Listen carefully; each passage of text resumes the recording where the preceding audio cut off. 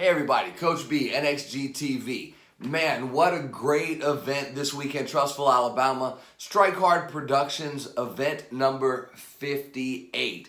Truly amazing amateur and pro show. So, a lot of you guys have had questions for me after the event was over, and we want to break down real quickly the difference between professional and amateur mixed martial arts. And then in Alabama, there is even a separation inside the amateur ranks between what's considered a novice amateur and then an advanced amateur. So let's run through some differences real quick. First, a professional mixed martial artist or professional in any sport is paid for performance, right? So you are paid to participate in that contest, and then you may even have payment incentives and bonuses for knockouts, for win by submission, for win in general.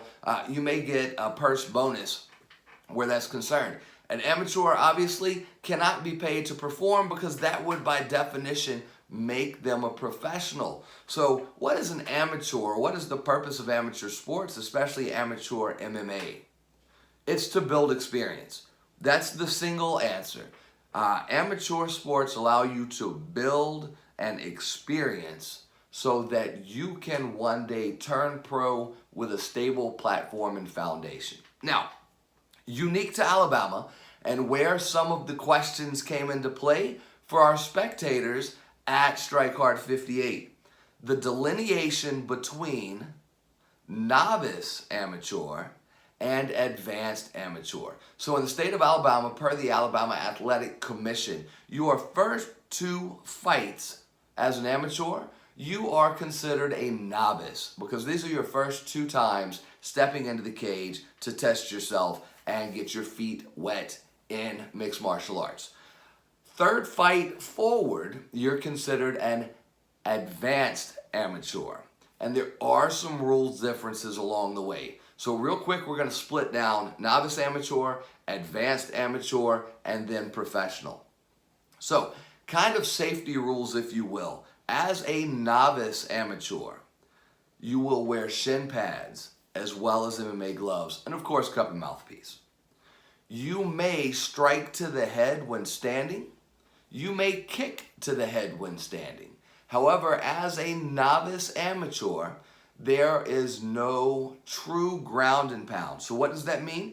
That means after 3 points of contact are on the ground or after a takedown has occurred, you cannot strike to the head or face.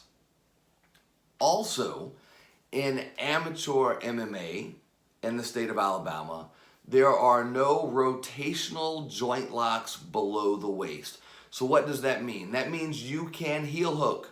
No, because that's a rotation lock, right? So your only two viable leg locks as an amateur are going to be a straight ankle lock and a knee bar. Now, it's not an IBJJF competition, so you can reap and you can leg weave. You can use any of the entrances that you like, but you may not submit with a rotary lock. Okay, so anything that rotates the joint, that's going to basically exclude heel hooks, toe holds, sock locks, things along those lines.